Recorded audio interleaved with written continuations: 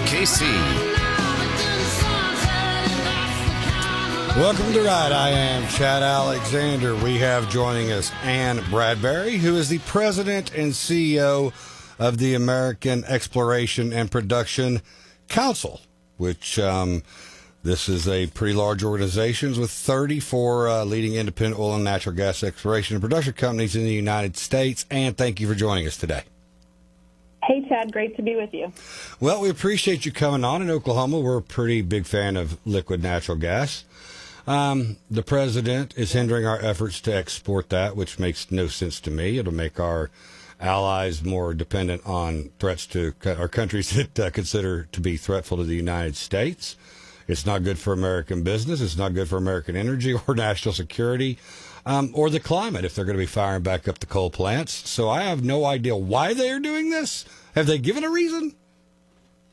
They've given a fairly nonsensical reason. So first, Chad, I'll give a shout out to there are a lot of Oklahoma City-based companies that are some of the country's leading producers of natural gas.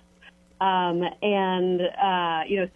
Oklahoma is clearly like a proud home of American-made natural gas.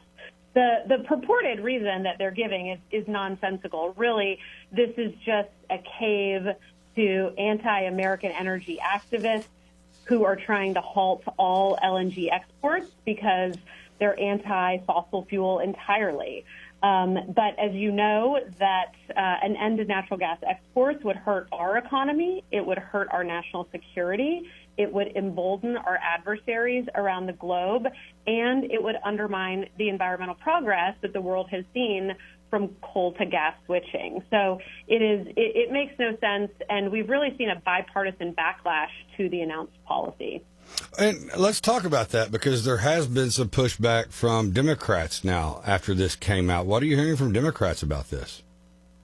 That's right. So just last week in the House, there was a bill on the floor to take DOE out of the approval process because it has clearly been politicized, and to allow FERC to approve LNG exports moving forward, which is really an independent agency. We saw 9 House Democrats vote for that bill, and we've seen many more sign letters to the Biden administration expressing their concern about this policy. Probably well over a dozen have either signed letters, voted for bills, or publicly expressed opposition, saying they have concerns with policies. What impacts do recent global events we've had? We've got chaos in the Middle East, the ongoing war in Ukraine. How is this affecting everything with domestically produced or relied on imports, especially in Europe and the Middle East? Yeah, so, as you're well aware, there's some really significant geopolitical events going on around the globe. And some of those events in the Middle East, the ongoing war in Ukraine, are from major energy-producing parts of the globe. And it's a really critical reminder that if America has to rely on foreign sources of energy, we are very vulnerable and our adversaries are stronger. 50 years ago, the OPEC oil embargo crippled the American economy. It caused energy shortages, rationing.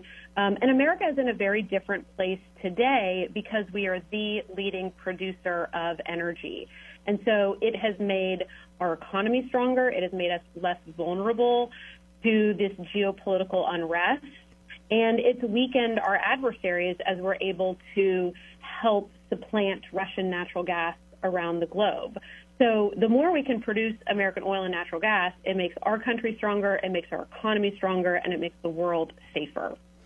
And I'm sure you guys have dug into this more than a lot of other people do as far as the interest in this. But, how are voters feeling about energy policy as we go into 2024? We hear them asked a lot about abortion or climate change or the border or the economy. But energy in particular, do you have a feeling for where the voters are right now? Yeah, so what I'll say is that, energy isn't always singled out as a top concern of voters, but, recent polls have shown that 3 in 4 voters view the economy as their top concern. Mm-hmm. The second biggest concern is foreign policy, and energy really underpins both of those issues. So in order to have a strong economy, you've got to have affordable energy prices. And in order to have a strong foreign policy, you have to have American energy independence. So I would say that American energy is a critical component of voters' top issues, and it's really important that we continue to remind our policymakers in Washington and in states around the country that energy is fundamental to the biggest concerns of American voters. And they keep, making the argument about climate change. And I was talking to Mark, who works for you, who does a great job, by the way, and he and I had a fun conversation. And I said, I'm older than you, but I remember when Leonard Nimoy did a documentary after 1976 ice storm in New Jersey, that we might all freeze to death by 1984. And then I was old enough to remember when the AP in 1989 predicted Florida would be underwater by the year 2000. We're sitting at 2024. None of the predictions I've ever seen have come true from different climate groups. And the globe really didn't change for 10 years from 2012 to 2022 on the climate. How do you make a political argument when they keep moving the goalpost on what we're talking about?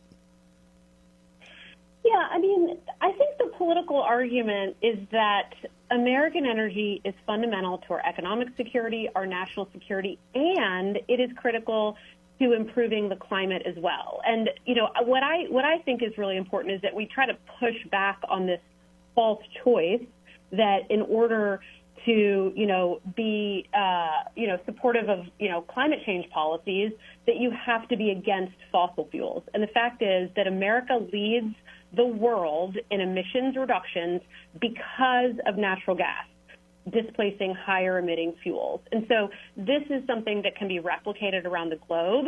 Coal in 2023 was at an all-time high, and natural gas is a critical component to displace higher emitting fuels around the globe. So first I would say, let's get rid of this false choice that you have to choose between fossil fuels, choose between affordable energy and climate change, because it is not true. You can both care about the climate and you can be for American energy production. And the fact is that the world needs more energy. And if America is not producing it, it will be produced by other nations in less regulated manners or by other sources and higher emitting sources. So, this doesn't have to be a choice. We can have American energy, affordable energy, reliable energy, and support a cleaner environment. Absolutely. That's Ann Bradbury from the American Exploration and Production Council. Thank you so much for joining us today on The Right, Ann. Everybody in our state cares a lot about natural gas. So if I have listeners who are upset about what Biden's done on freezing this, what can they do about it? Well, first I'll say that Oklahoma City in particular is represented by a great American energy champion, Stephanie Bice. She supported the bill on the floor last week and has been a real leader on energy issues. Your entire Oklahoma delegation are really leaders on this. But I would just say continue to support your delegation, to continue to raise these issues, though, to ensure that they know that this is really important. Don't forget to vote, and don't forget to come out to events like town halls and make your voice heard. It's really important that we all make our voice heard in Oklahoma and around the country, both at the ballot box, in town hall meetings around the world, and in constant communication with your members of Congress. And thank you so much for joining us today on The Ride. We very much appreciate it. Thanks, Chad. Have a good one. You have a great day. Yeah, liquefied natural gas, it's a good thing. And exporting, it's really good for us. Yeah, I like the point that she brought up that no one's really addressing, that we don't have to just go completely to one type of energy. No. We have so many options. That's why I was like,